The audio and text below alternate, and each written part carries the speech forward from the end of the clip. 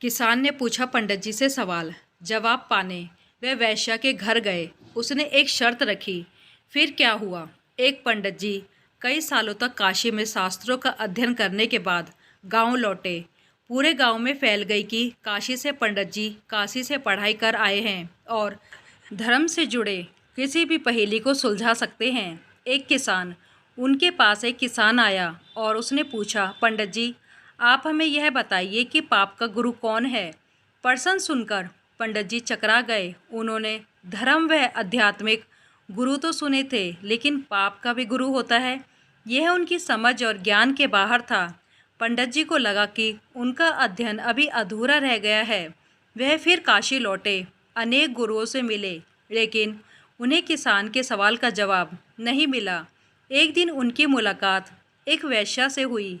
उसने पंडित जी से परेशानी का कारण पूछा तो उन्होंने अपनी समस्या बता दी। वैश्या बोली, पंडित जी, इसका उत्तर है तो बहुत सरल है, लेकिन इसके लिए आपको कुछ दिन मेरे घर रहना होगा। पंडित जी ने काफ़ी सोच विचार किया और अंत में कुछ शर्तों के साथ वैश्या के घर में रहने को तैयार हो गए। पंडित जी किसी के हाथ का बना खाना नहीं खाते थे और भी कई नियमों का पालन पंडित जी वैश्या के घर में रहते हुए करते थे। वैश्या के घर में रहकर अपने हाथ से खाना बनाते खाते कुछ दिन तो बड़े आराम से बीते, लेकिन सवाल का जवाब अभी नहीं मिला। पंडित जी उत्तर की प्रतीक्षा में रहे। एक दिन वैश्या बोली, पंडित जी, आपको भोजन पकाने में बड़ी तकलीफ होती है। यहाँ देखने वाला तो और कोई है नहीं। आप कहें तो नहा धोकर मैं आपके लिए भोजन तैयार कर दिया करूं।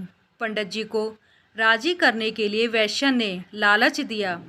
यदि आप मुझे इस सेवा का मौका दें तो मैं दक्षिणा में 5 स्वर्ण मुद्राएं भी प्रतिदिन आपको दूंगी।